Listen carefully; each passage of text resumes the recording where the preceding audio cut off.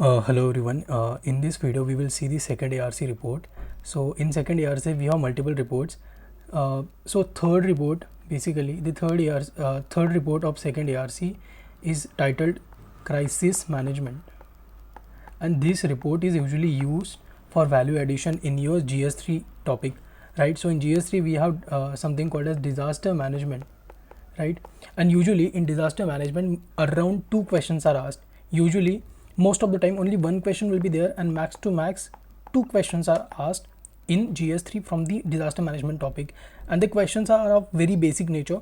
So to gain that half or 1 mark extra, you need to add some very important points from the government document, and one such document is the second ARC report.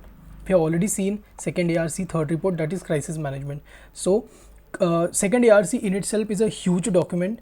What we have to understand is that there are only two questions that are asked, so it does not make a point when you spend reading hundreds of pages for just two questions. So what I have done is I have gone through this report myself, and after analyzing everything, after after understanding the demand of the UPSC in GS3, I have jotted down some very important points as far as second ARC third report is concerned. So these are those important points, and we will discuss only these points because only these points are important. Otherwise rest of the points they are either outdated, they are either irrelevant.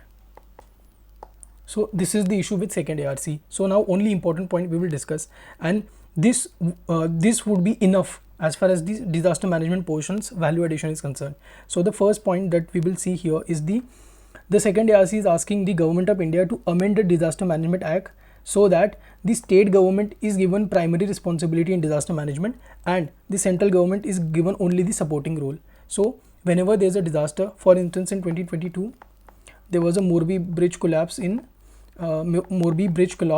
in Gujarat. So in Gujarat, whenever we are struck with a disaster, we are faced with a disaster, in that case coordination is very important, and to make sure that there is a smooth flow of command, we have to make sure that the state government is given the first responsibility, that is the primary responsibility, and then central government will have only the supporting role. For instance, if in case state government needs some extra funds, then in that case central government might support the state governments and the district administration by providing them additional funds. So this way central government will have only a supportive role, whereas the state governments would have the primary responsibility of disaster management.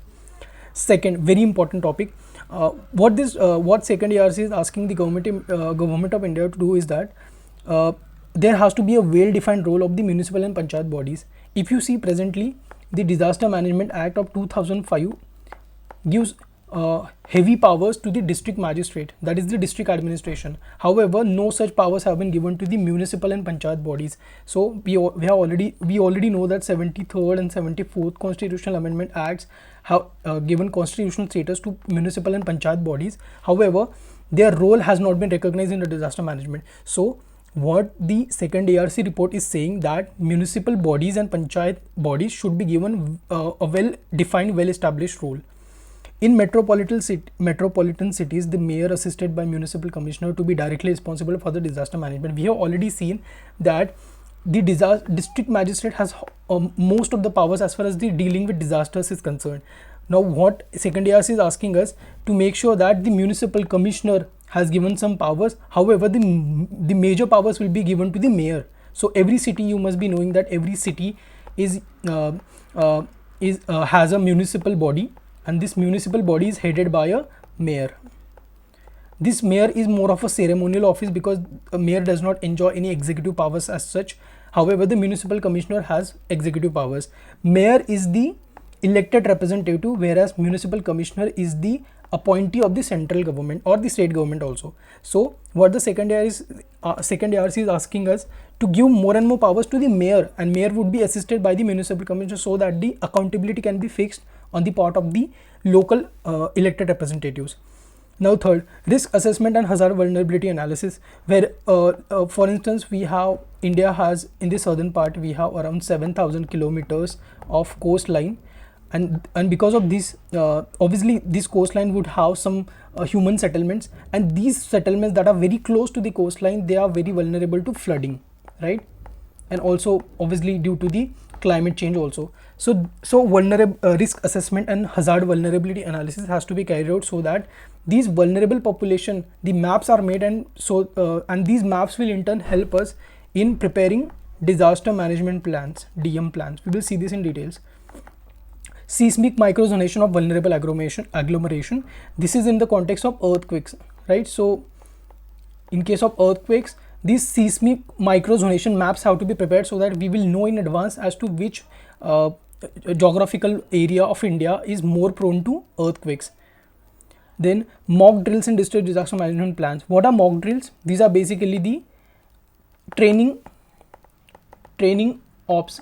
These are training operations that are performed beforehand. For instance, if let's say Himalayas are more prone to earthquakes and landslides, so we know that there is a possibility that in future the Himalayan region will have more and more landslides and earthquakes.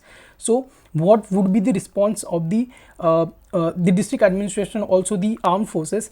That response we can prepare beforehand. These are called as mock drills, basically the training programs. Mock drills are nothing but training programs. Then again, hazard mapping by involving the ISRO, because ISRO have certain access to satellites, and these satellite imagery can be used to integrate the data with the DM plans, disaster management plans. Data integration from topography, hydrology and land use, settlement patterns, satellite and aerospace data, GPS. Basically this talks about the data integration, so that we can prepare more and more accurate DM plans, disaster management plans. Disaster resilient infrastructure. This is a very important point. Disaster resilient infrastructure. This is a very important point. You can straight away write this in the disaster management question, right? Then what do we understand? Again, I'll come back to this point. What do we understand by disaster resilient infrastructure? Well, any structure that is made while considering the proneness of the structure to the future disasters. So structure is made in a way, for instance, a house is built, right? House or a building is built in a way so that it can withstand the shocks of earthquake. This is called as disaster resilient infrastructure. Then again, we know early warning systems, right? Again, early warning systems are not universal. Why? Because there are certain disasters that cannot be detected beforehand. For instance, earthquakes, though we can detect them, but we can't do anything much about it, because we can hardly detect earthquakes just a few minutes before the actual waves strike the surface of the earth. So yes, early warning systems are very important, but again, they cannot be employed in all the disasters, because that is the limitation of the technology that we have today. Then again, building community resilience. This is a very important point. What do we understand by community resilience? We have taken an example of India's coastline. So India's southern coastline, as we have seen, that the very nearby settlements, human settlements here, these are the most vulnerable settlements. So this community that is living along the India's coastline, this is the most vulnerable community, and it must be given some training programs so that the community resilience can be built. What do we understand by resilience? This is basically the countering the disaster, basically, so that it helps us in increasing the mitigation efforts. Then training program for civil servants, elected leaders and police personnel. This is a self-explanatory point. Integrate the traditional community knowledge in disaster management plans. Again, traditional community usually has, again, what are these traditional communities? These are mostly the tribes, right? These are nature worshippers. These tribes, obviously they have been facing these natural disasters since ages, and they have their own way of tackling or dealing with these disasters. So their knowledge of mitigation, as far as the disasters is concerned, their knowledge of mitigating the disasters, that knowledge has to be kept in mind while preparing the disaster management plans.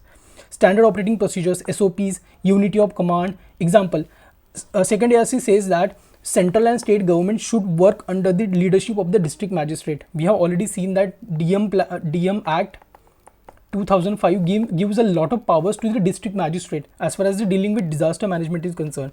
Then when it comes to relief measures, again, drinking water measures have to be taken care of, right? Trauma care and counseling, because disaster is not only a catastrophe in the context of physical damage, it also results in mental damage, right? So you might need the disaster survivors might need some trauma care and counseling, so that that should also be taken into consideration.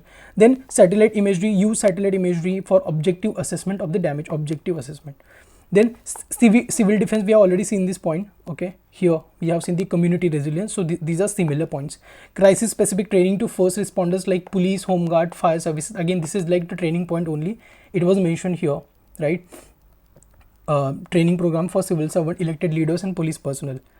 Integrated Emergency Operations Center, second ERC, this is a very important point. Second ERC is asking the central government to establish an integrated emergency operations center to overlook the disaster mitigation programs.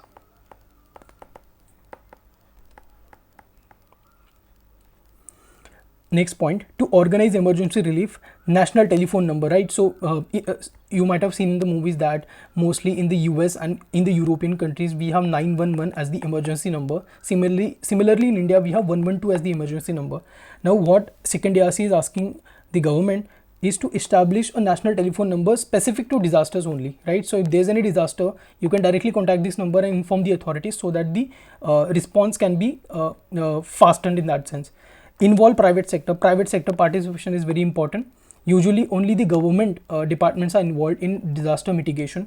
So private sector participation should also be increased. Make rivers perennial. Now this is very important point. What do we understand by perennial? Perennials means the rivers that are flowing 365 days. So they have water all the times. So for the entire year they have the water.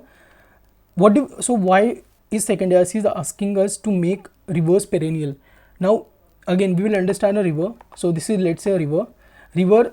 Let's say this river is not perennial. So obviously if this river is not perennial, the water quantity or water supply in this river will be dependent on the seasons, right? So let's say today we have let's say in the month of June we have summers.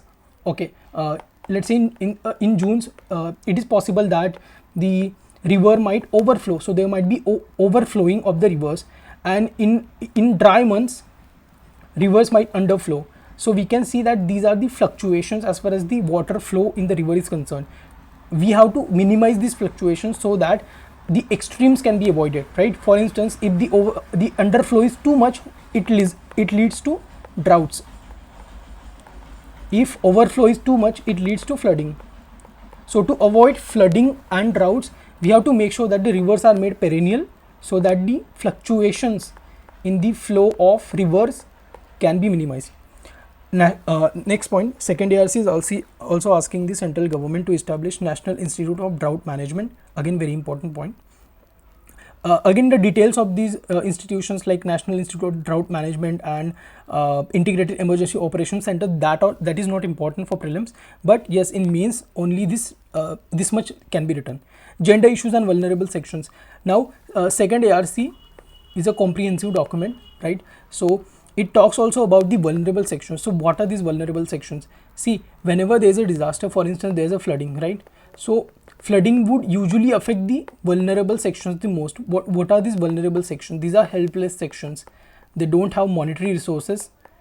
For instance, poor population, elderly, women, children, etc. These are vulnerable sections.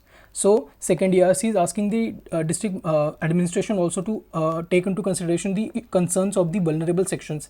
So vulnerability analysis for women and other vulnerable sections has to be carried out and involve them in district disaster management plans. Skill and microfinance for women. Suppose let's say there's a woman who have lost her entire life savings in disaster, let's say. So now she has to start a business of her own. Then she must be skilled. So she must be imparted some skill training, and also she must be given some microfinance so that she can start her own business. Then there's something called as trauma counseling and psychological care. We have already seen that disaster, when it comes to disasters, it also leaves a long lasting psychological impact, and this psychological impact, it needs to be taken out, so that through the trauma counseling and psychological care. And orphan children, again these are also vulnerable sections, so their needs also has to be taken into consideration. So this is all about the second ARC report. I think we have comprehensively covered, and you do not have to read anything apart from this, only the basics of disaster management along with the second ARC report that we have just discussed. So this is it. Thank you so much.